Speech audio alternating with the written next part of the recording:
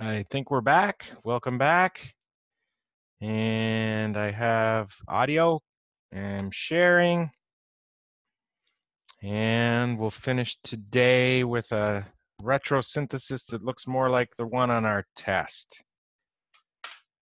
So what do we have here? We have an ether. We have carbons. We have CH2 phenyl. I'd like to remind you, when we have CH2 phenyl, it's also called benzyl.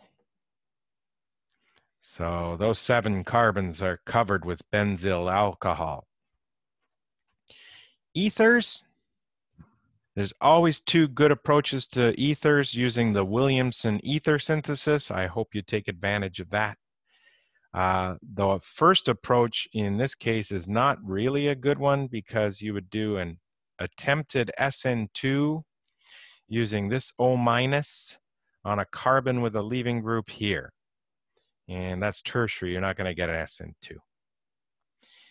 But you can successfully achieve an SN2 on these 2 species here. I'm going to point out this is a butyl group, 1, 2, 3, 4, and another one here, 1, 2, 3, 4, and a butyl here, 1, 2, 3, 4. Lots of butyls. We have butyl, butyl, phenyl with an O-. And we do an SN2 reaction on an alkyl halide, like a bromide. And that comes from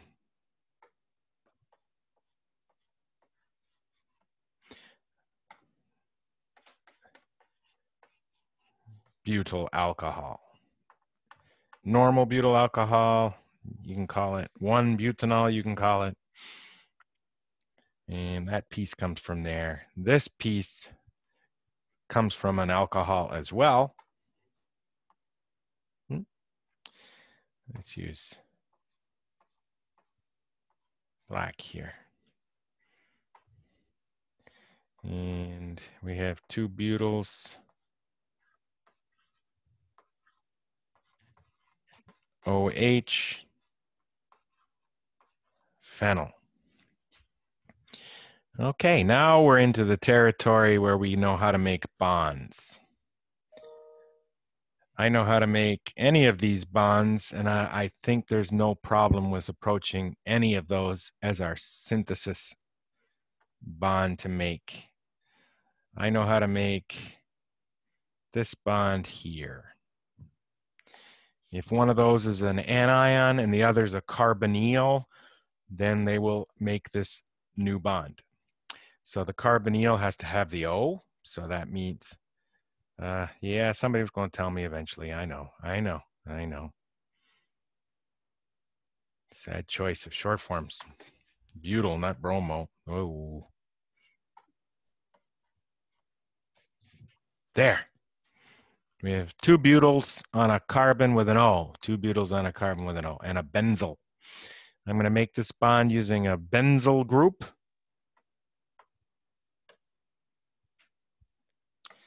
I'm going to use a benzyl group that's an anion.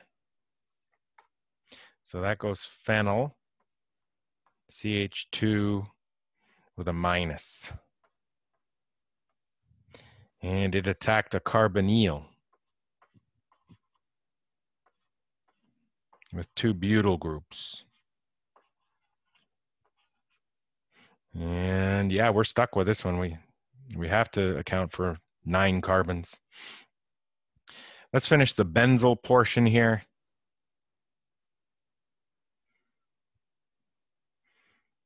Go to the right. Benzyl anions like benzyl lithium or benzyl magnesium bromide come from benzyl halides like bromide. We'll stick with bromine all the way through.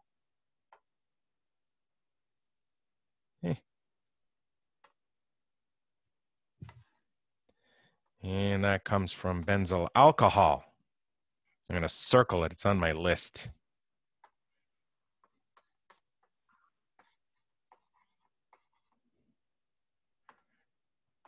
I'm allowed to start with benzyl alcohol.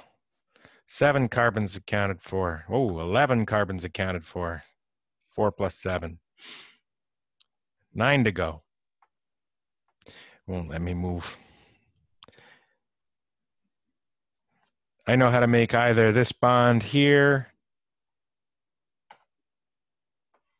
a bond from a butyl to a CO. Oh, before I do that, I don't know how to make that bond. We have not learned how to make that bond. We will learn something on Wednesday, but it will not be for your retrosynthesis on your test. I would know how to make this bond if this was an alcohol. Oh, do you remember what I told you about alcohols becoming ketones using some kind of chromium? That's important right here. To use the synthesis we just learned, which makes alcohols, we have to have our target to be an alcohol. Oh, wrong end of the pen. Oh, yeah. It's Monday. It must be.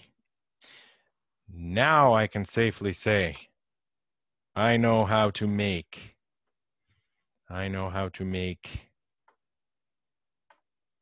either this bond or the one right here using an anion.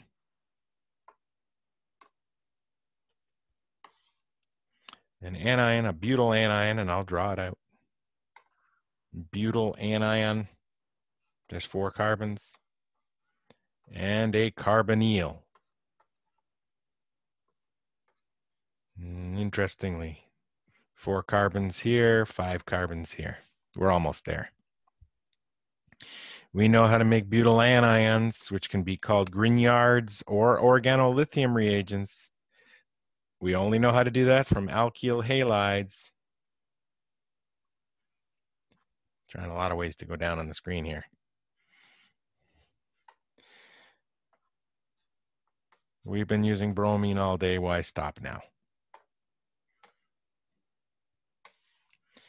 And this comes from an alcohol.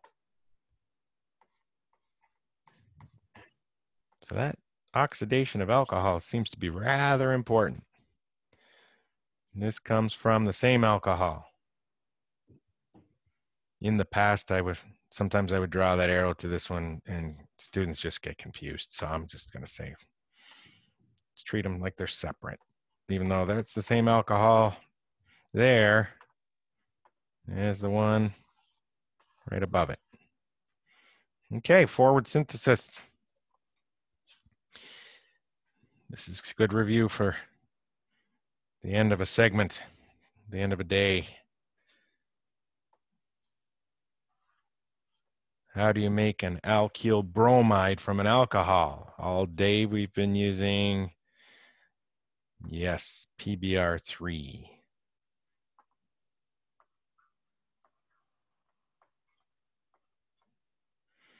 And in this one here, how do you make a aldehyde from an alcohol that's primary?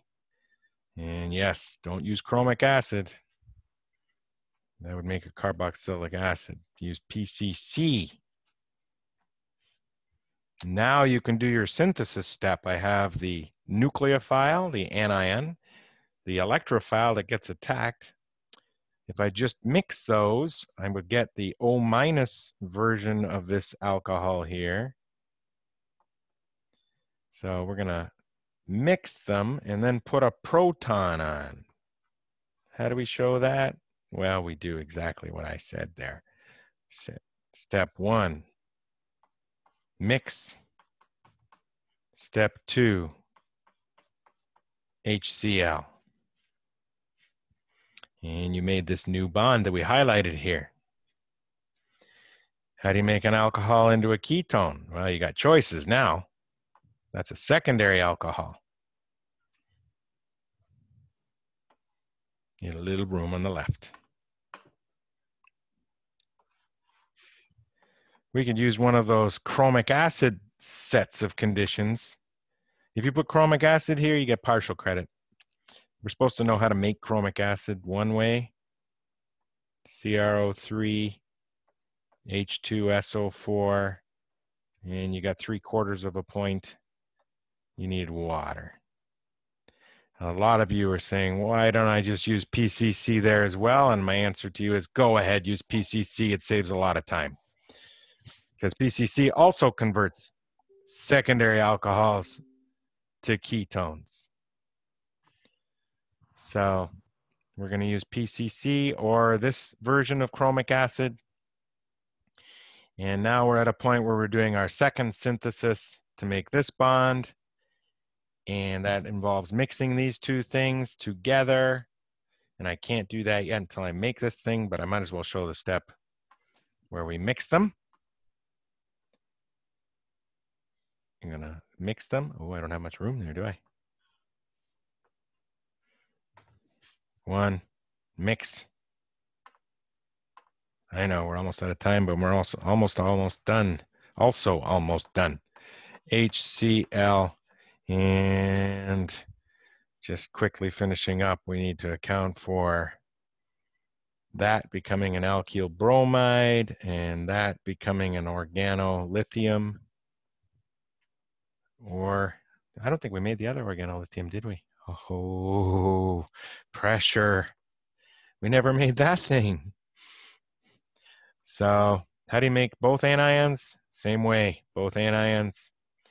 You can use lithium hexane, or since we used that on a previous example, why not magnesium and diethyl ether? You can show it this way or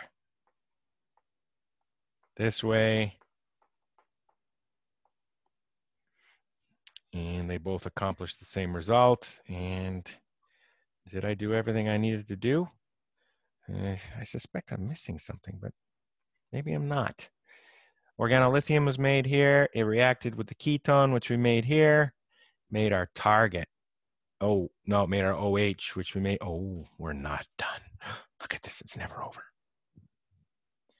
And yeah, we're supposed to be out of time. Hang in there. We're almost there. How do you make an O- from an OH? How about our favorite strong base that's kind of small? And these, we're just going to mix these together and add a solvent that's great for SN2.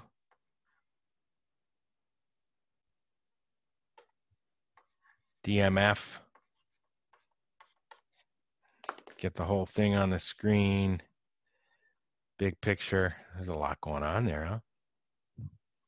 Can't get it any smaller, sorry. There we go. And yeah, that SN2 reaction will make our product. I will stop this here. If I see any reactions that are missing, I'll add them on here and make a comment in the video. Sorry about all the technical issues today, but I think we still got some good learning in. And I hope you found it useful, and I'll see you Wednesday. Dr. Whitaker? Yes. I just sent you an email. Can you check it, please? Sure, but I'm gonna kill the video. Or you think it would be better if I checked it right now? No, that's fine. Okay, I will definitely read your email, and I'm gonna stop this here. So there's not a lot of extra stuff at the end. Thank you, Fadia, and let's make sure I get this right. Stopping there, ending here, and we'll see you Wednesday.